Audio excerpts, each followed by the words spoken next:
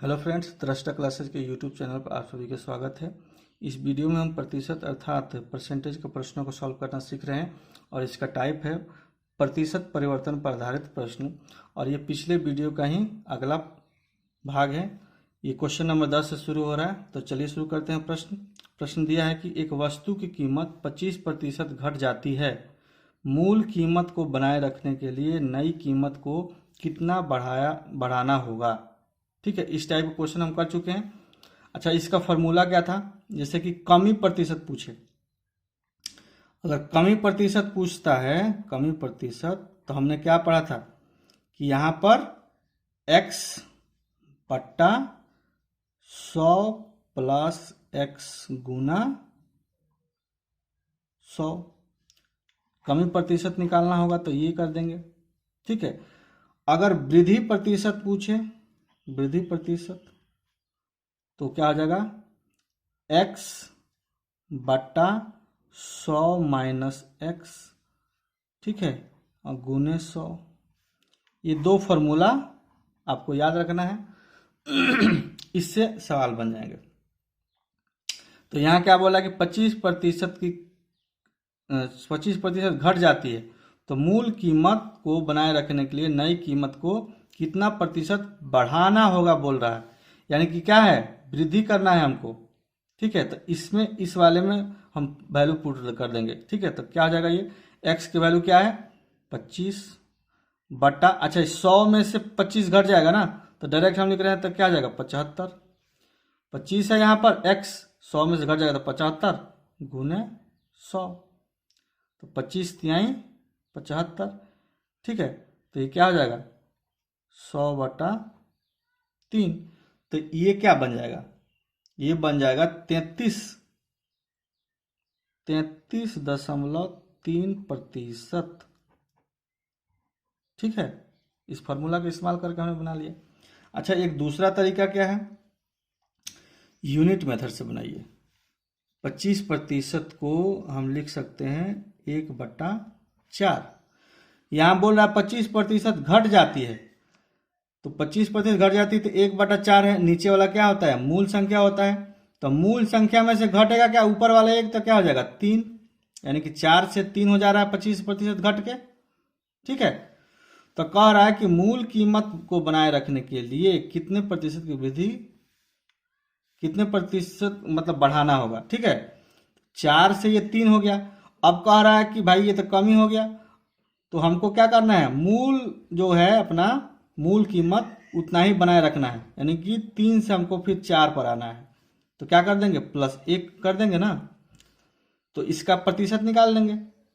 तो क्या हो जाएगा, प्रतिशत परिवर्तन बराबर क्या हो जाएगा, ये कितना अधिक है 1, और कितने से अधिक है 3 से, गुने में 100 इसलिए कि प्रतिशत निकालना है। तो ये हो जाएगा 100/3। 100/3 अगर एक बार लिख लीजिए 100/3। ठीक है, इसको हम तोड़ेंगे तो हो जाएगा 33.3%। ठीक है, तो चूंकि देखिए यहाँ पर प्लस है ना, तो इसका मतलब यहाँ क्या हो रहा है, वृद्धि हो रहा है। यहाँ पर साइन अगर माइनस रहता तो कम ही हो जाता, यहाँ प्लस है तो क्या है, वृद्धि हो जाएगा। एक बार फिर समझिए, 25% को फ्रैक्शन में हमने लिख लिया 1/4। चूंकि यहाँ कह रहा है 25% कम घट जाती है, यानी कि बट्टा के नीचे वाला मूल वैल्यू होता है, ऊपर वाला क्या होता है, रिजल्टेंट होता है। तो मूल घट रहा है बोल रहा है, तो 4 यूनिट में से 1 यूनिट माइनस हो जाएगा। यानी कि मूल संख्या क्या था, 4 था, 4 यूनिट, अब घट के हो गया 3। कह रहा है कि मूल कीमत को बनाए रखना है, यानी कि हमको इस 4 को बनाए रखना है, तो हमको क्या करना पड़ेगा, 3 में 1 जोड़ना पड़ेगा। तो 1 जोड़ना पड़ेगा किस में, 3 में। तो क्या कर दिए हम, 1/3 लिख दिए गुने 100, ये प्रतिशत निकाल दीजिए बस। अच्छा, इसी प्रश्न को मान लीजिए ये फॉर्मूला हमको याद नहीं है, तो बनाने का क्या तरीका है।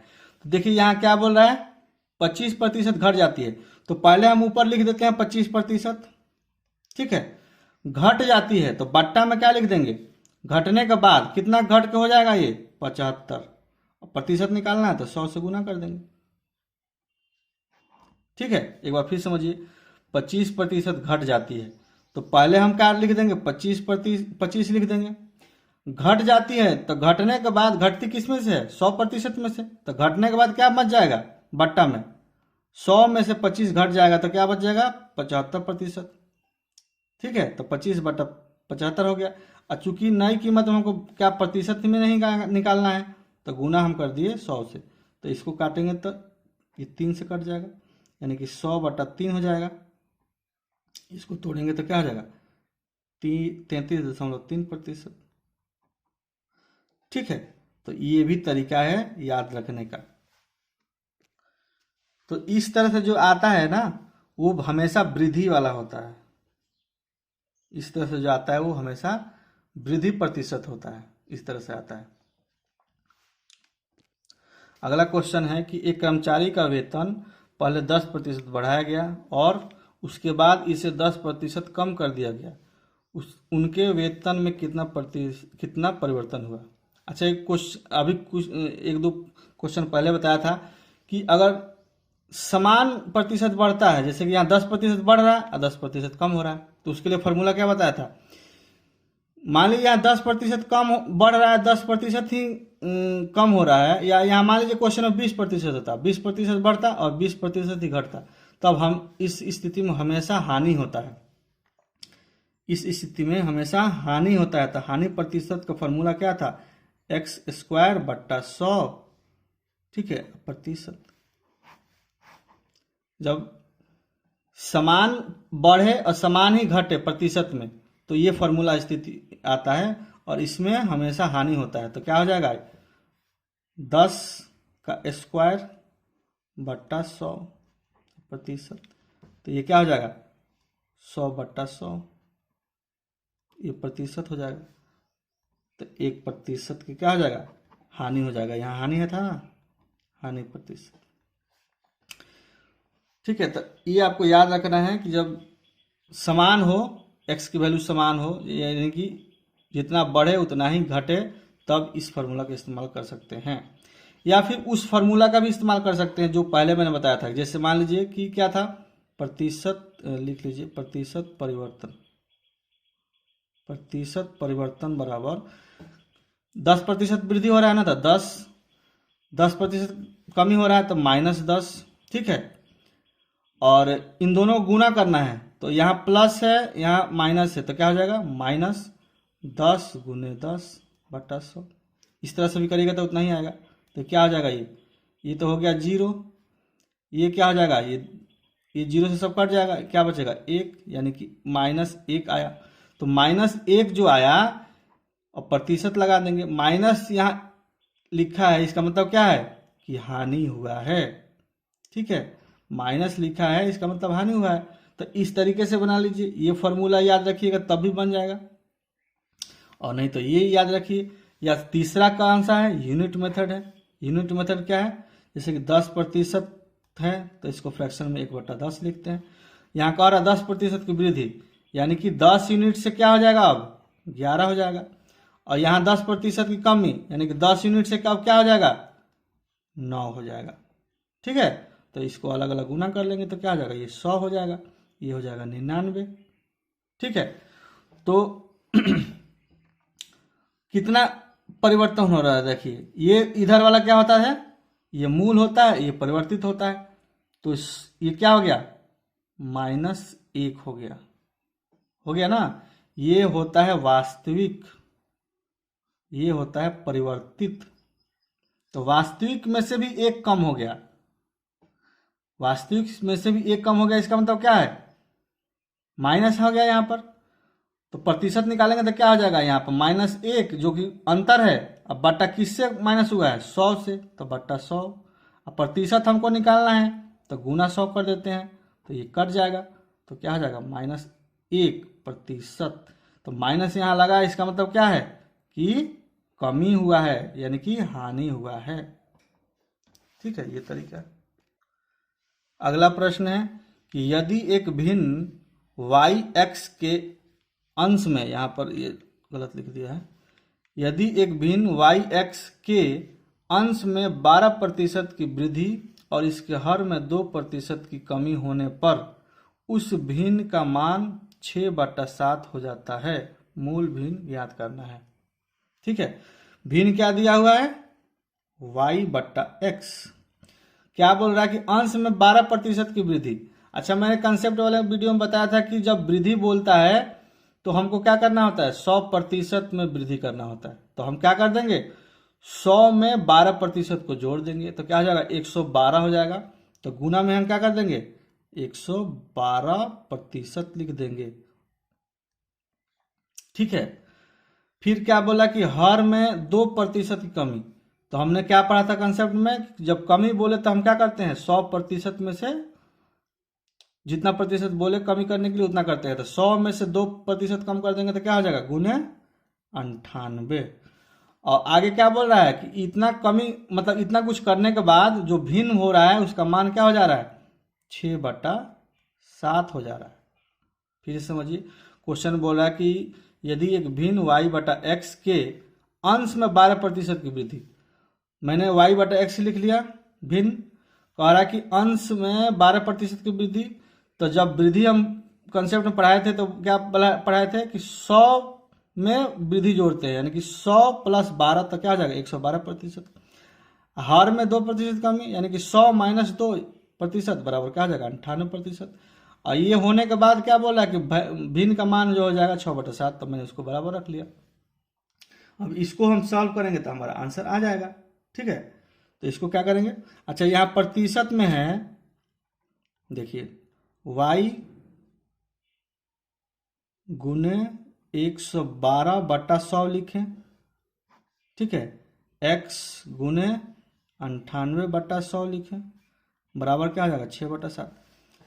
अच्छा, ये उल्टेगा तो कट जाएगा। अच्छा, लिख लीजिए आप, फिर काटिए। जैसे क्या लिखेंगे, y गुने 112/100। ठीक है, अच्छा ये बट्टा में है तो ये पूरा उल्टेगा,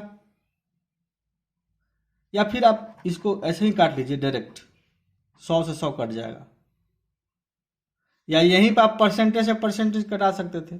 ठीक है, तो मैं समझाना चाह रहा था इसलिए लिख दिया ऐसे। ठीक है, तो अब ये क्या बन जाएगा, y गुने 112/x गुने 98 बराबर 6/7। अब देखिए कैसे कटेगा ये। इसको पहले एक बार लिख लीजिए, कैसे कि y/x, ये गुना में हो जाएगा, ये 6 गुने 98 हो जाएगा, तीसरा तीसरी गुना होता है ये ऊपर जाएगा, और 7 गुने ये तीसरा तीसरी गुना होता है ये 112 नीचे आ जाएगा। ठीक है, तो अब काटिए इसको, देखिए कैसे करता है। 7 एकम 7 और 7 चौका 28। ठीक है, अच्छा ये कितने बार में कटेगा, ये 14 8 कट जाएगा, 112 हो जाएगा। ठीक है, ये कट जाएगा 2 से 3, ये हो जाएगा 4, तो क्या हो जाएगा, 3/4। ये हमारा आंसर हो जाएगा। ये जो भिन्न पूछ रहा है 3/4 हो जाएगा। ठीक है, इसको हम दिखाने के लिए ऐसा लिखे थे, आप डायरेक्ट क्या लिख सकते थे, y गुने 112/x गुने 98 बराबर 6/7। ठीक है, आप यहीं से भी काट सकते थे। कैसे काटते, जैसे नीचे वाला नीचे से कट जाता है, ऊपर वाला ऊपर से कट जाता है, तो ये काट जाता में क्या होता, ये हो जाता 7 एकम 7 7 चौका 28। ये 14 से काट जाता 8 बार में। ठीक है, बराबर के दोनों साइड में नीचे वाला से नीचे वाला कटता है, बराबर के एक साइड में ऊपर वाला से ऊपर वाला कटता है। तो मैंने क्या किया, नीचे वाला से नीचे वाला काटा था, 7 से ये कट गया 14 बार में। अब ऊपर वाले से काट रहा हूँ तो 14 से ये कट जाएगा कितना, 8 बार में। ठीक है, अब ऊपर वाला में देखिए ये क्या आ जाएगा, 2 से कटेगा तो 4, ये 2 से कटेगा तो 3। अब इसको लिख लेते हैं हम। ठीक है, तो कैसे लिखते हैं कि y गुने 4/x बराबर 3/y। तो इसको हम उधर लेके जाते, ये जो 4 है इसको तीसरा तीसरी गुना कर देते तो y/x हो जाता 3/4, ये हो जाता। इस तरीके से आसानी से कर सकते थे। ठीक है, तो आप कैसे भी कैलकुलेशन करिए। अगला प्रश्न है, कह रहा है कि 20% तक किसी वस्तु की कीमत कम करने पर 20% की बिक्री में वृद्धि होती है। अर्जित राजस्व पर क्या प्रभाव पड़ता है। कह रहा है कि 20% तक किसी वस्तु की कीमत कम करने पर 20% की बिक्री में वृद्धि होती है।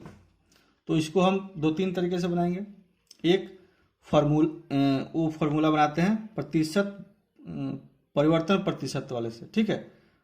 परिवर्तन प्रतिशत बराबर क्या होता है, फॉर्मूला होता है x, अच्छा ये भी प्लस माइनस होता है, ये भी प्लस माइनस होता है और ये भी प्लस माइनस होता है। आपको समझने के लिए मैंने लिख दिया। परिवर्तन प्रतिशत का फॉर्मूला यही होता है। तो यहाँ क्या बोल रहा है, 20% तक की कमी कम करने पर, ठीक है, तो क्या हो जाएगा, -20 हो जाएगा ये। तो कह रहा है कि 20% की बिक्री में वृद्धि, तो y क्या हो जाएगा, +20 हो जाएगा, ठीक है। अच्छा ये गुना में लिखा हुआ है, तो जब गुना करेंगे तो दोनों का साइन गुना होगा तो क्या हो जाएगा, माइनस प्लस माइनस, तो 20 गुने 20/100, तो ये क्या हो गया, 0।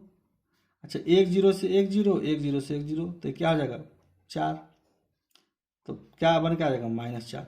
तो चूंकि यहाँ पर माइनस है, इसका मतलब क्या है कि ये हानि हो रहा है, हानि या कमी कह सकते हैं, दोनों कह सकते हैं।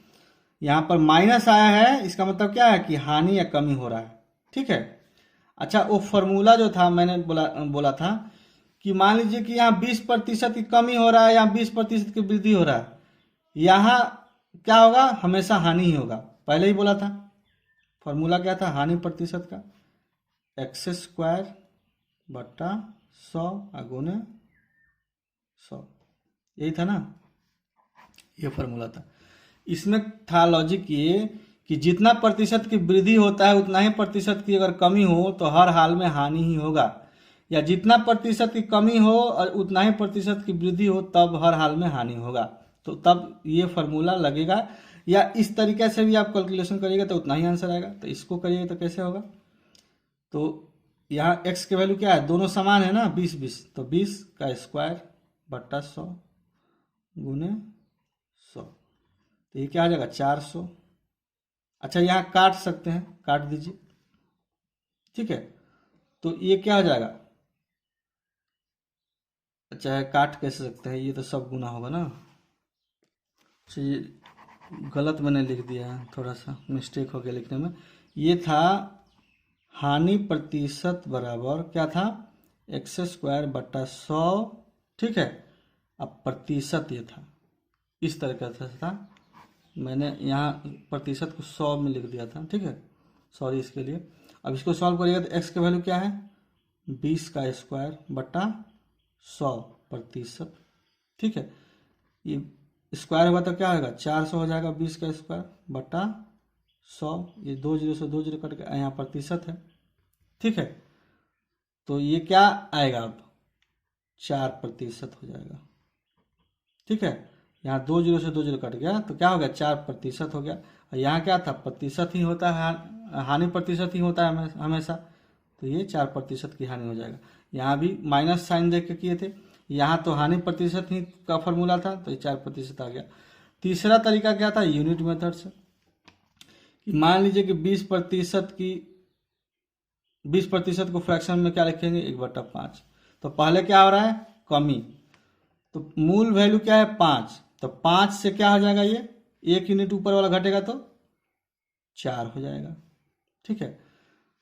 फिर कह रहा है कि 20% की वृद्धि, तो मूल वैल्यू क्या है 5 है, उसमें वृद्धि होगा तो क्या हो जाएगा 6 हो जाएगा, तो ये हो जाएगा 6।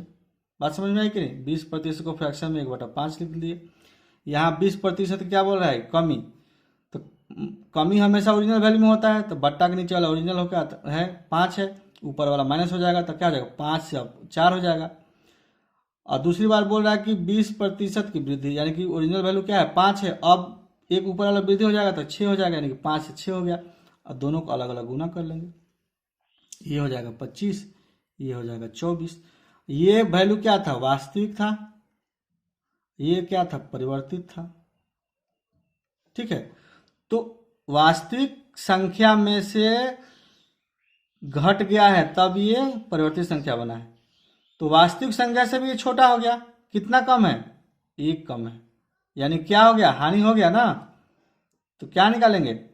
यहाँ हानि हो गया तो हानि निकाल देंगे। -1 बट्टा कितना से कम हुआ है? 25 से, तो 25। अब प्रतिशत निकालना है हमको, तो क्या हो जाएगा? 100 में गुना कर देंगे तो ये 4 से कट जाएगा। ठीक है, तो क्या हो जाएगा? 4%। यहाँ माइनस है, इसका मतलब क्या है? यहाँ माइनस है, इसका मतलब कि हानि हो रहा है। ठीक है, हानि हो रहा है। तो इस यूनिट मेथड से भी आप बना सकते हैं। अगला प्रश्न है कि एक रहने वाले रेसिडेंशियल फ्लैट की कीमत में प्रत्येक वर्ष 10% की वृद्धि होती है। यदि वर्तमान मूल्य 60 लाख रुपया है तो 2 वर्ष बाद उसकी कीमत कितनी होगी? ठीक है, तो 10% की वृद्धि बोल रहा है, तो 10% को हम फ्रैक्शन में क्या लिखते हैं? 1/10। ठीक है, 10% की वृद्धि यानी कि 10 से क्या हो जा रहा है? वो 1 साल में 11 हो जा रहा है। और चूंकि 2 वर्ष बाद बोल रहा है, यानी कि दो बार वो 10% बढ़ेगा, तो 10% से फिर एक बार 11 हो गया। दोनों को क्या कर लेंगे? अलग अलग गुना कर लेंगे, तो ये क्या हो जाएगा? 100, ये क्या हो जाएगा? 121। अच्छा, ये हो क्या है? वास्तविक है, और ये क्या है? परिवर्तित है। ठीक है, तो वास्तविक ये यूनिट मेथड में क्या है? 100 यूनिट ये हो गया, परिवर्तित होकर 121 यूनिट हो गया। तो वास्तविक संख्या कितना था? वास्तविक कीमत कितना था फ्लैट का? 6 लाख। यानी कि 100 यूनिट बराबर 6 लाख हो गया, सॉरी 60 लाख हो गया। 60 लाख हो गया, तो एक यूनिट का वैल्यू कितना आ जाएगा? एक यूनिट का वैल्यू 60,000 हो जाएगा। 60,000 हो जाएगा ना। 100 यूनिट का वैल्यू 60 लाख है। ठीक है, तो एक यूनिट का वैल्यू 60,000 हो जाएगा। तो कह रहा है कि 2 वर्ष के बाद उसकी कीमत, तो 2 वर्ष के बाद यूनिट कितना हुआ है? 121। तो इसमें क्या कर देंगे? 60,000 से गुना कर देंगे। ठीक है, तो 60,000 यूनिट से गुना कर देंगे। 121 यूनिट में 60,000 से गुना कर देंगे। ठीक है, तो कितना हो जाएगा? ये 7 2 6 4 0। ठीक है, फिर से समझिए, कह रहा है कि 10% की वृद्धि हो रहा है। तो 10% की वृद्धि होगा पहले वर्ष में, तो क्या होगा? 10 से 11 हो जाएगा। दूसरे वर्ष क्या हो जाएगा? फिर 10 से 11 हो जाएगा। दोनों को गुना किए तो ये आ गया 100 यूनिट, ये आ गया 121 यूनिट। ओरिजिनल वैल्यू यानी कि वास्तविक मूल्य कितना था? 60 लाख। तो हमने 100 यूनिट के बराबर क्या रख दिया? 60 लाख को रख दिया। तो एक यूनिट का वैल्यू क्या आ जाएगा? 60,000 आ जाएगा। और यहाँ क्या है? 121 यूनिट। तो 121 यूनिट में इस एक यूनिट की वैल्यू यानी कि 60,000 से गुना कर देंगे, तो क्या आ जाएगा हमारा? ये आंसर आ जाएगा। क्या आ जाएगा? 72,60,000 रुपया हमारा आंसर आ जाएगा ये। ठीक है, दूसरा तरीका है इसको सॉल्व करने का, चक्रवृद्धि ब्याज के फॉर्मूले से। होता है ये amount equal to P into 1 plus R/100 के पावर n, ये फॉर्मूला होता है। तो यहाँ क्या है? प्रिंसिपल क्या है? 60 लाख। ठीक है, इंटू 1 प्लस R का वैल्यू क्या है? 10/100, और समय n क्या है? 2 है, तो ये क्या आ जाएगा? 60 लाख। ठीक है, ये एक 0 से 1 0 काट दिया, एलसीएम लेंगे तो क्या आ जाएगा? 11/10 का स्क्वायर। ये क्या आ जाएगा? 60 लाख गुने 11 गुने 11/10 गुने 10। 2 0 से ये 2 0 कट गया। ठीक है, तो क्या हो जाएगा? ये हो जाएगा 60,000 गुने, इसको गुना कर देंगे तो क्या हो जाएगा? 121। तो जब इनको गुना करेंगे तो हो जाएगा 72,60,000।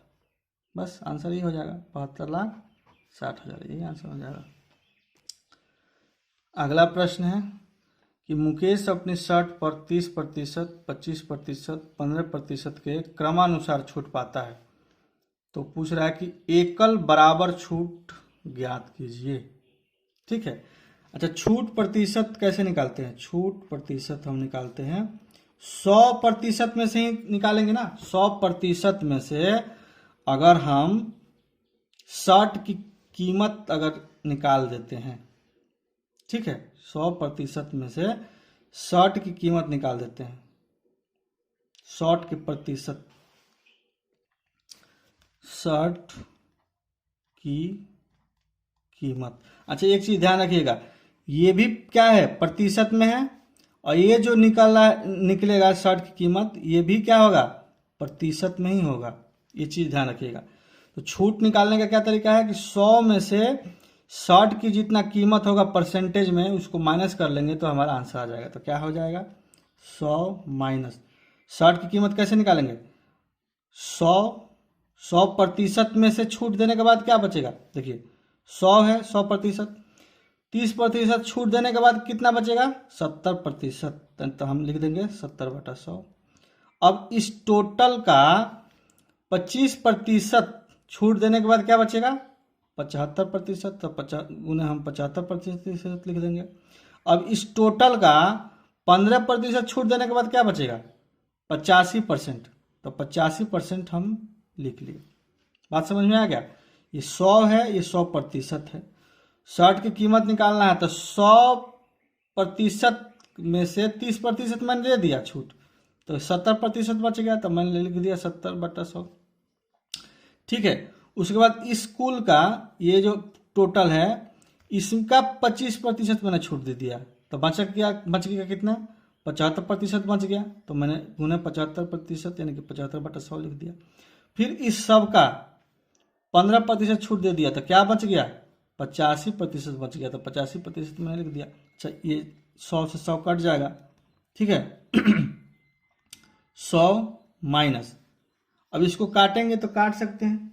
ठीक है। 25 तिहाई 75, 25 चौके 100। ठीक है। ये 5 से कटेगा 17 बार, ये 5 से कटेगा तो 20 हो जाएगा। ठीक है। तो क्या लिख देंगे, 70 गुने 3/4 गुने 17/20। इसको सॉल्व करेंगे तो क्या आ जाएगा, 100 माइनस, ठीक है, इसको, अच्छा, एक जीरो से एक जीरो कट गया ये। ठीक है। तो क्या हो जाएगा, ये इसको गुना करेंगे तो ये हो जाएगा, कितना हो जाएगा, 17 × 51, 51 में 7 से गुना कर देंगे तो हमारा हो जाएगा, ये हो जाएगा 357। और नीचे क्या हो जाएगा, बट्टा में 4 दूनी के 8। 17 × 51, 17 × 51 में 7 से गुना कर देंगे तो क्या हो जाएगा, 357, और बट्टे में 4 दूनी के 8। इसको निकालेंगे तो क्या हो जाएगा, ये निकल के आएगा 44.62। ठीक है। तो ये घटेगा तो क्या हो जाएगा, ये घटेगा तो ये हो जाएगा 55.38%। बस इतना ही आंसर हो जाएगा। देखिए, या तो पहले आप ये वाला निकाल लीजिए और फिर 100 में से माइनस कर दीजिए, तो आंसर इतना ही आ जाएगा। बस इतना ही है। अगला प्रश्न है कि चीनी के मूल्य में 30% की वृद्धि हो जाती है। सीता को चीनी की खपत कितने प्रतिशत कम कर देनी चाहिए कि उसके व्यय में कोई परिवर्तन ना हो। ठीक है। अच्छा, यूनिट मेथड से बनाते हैं तो क्या होगा, 30% को हम क्या लिखेंगे, 30% को लिखेंगे हम 3/10 लिखेंगे ना। यहाँ क्या बोल रहा है, वृद्धि, फ्रैक्शन में लिखा है तो बट्टा वाला क्या होता है, बट्टा के नीचे वाला ओरिजिनल वैल्यू और ऊपर वाला रिजल्टेंट। तो वृद्धि या कमी क्या होता है, ओरिजिनल वैल्यू में होता है। ठीक है। तो कह रहा है कि 30% की वृद्धि, तो पहले 10 यूनिट था, अब वृद्धि होकर क्या हो गया, ये ओरिजिनल वैल्यू 10 है, वृद्धि होकर क्या हो गया, 3 वृद्धि हो जाएगा तो क्या हो जाएगा, 13 हो जाएगा। ठीक है।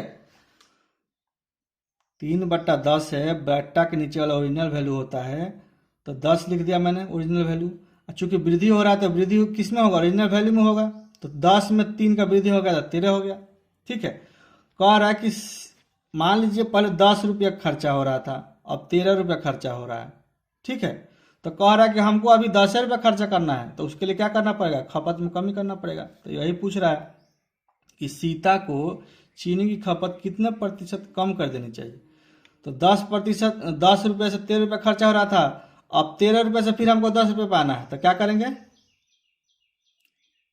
3 माइनस करेंगे ना, 3 माइनस कर देंगे, तो प्रतिशत परिवर्तन कितना हो जाएगा,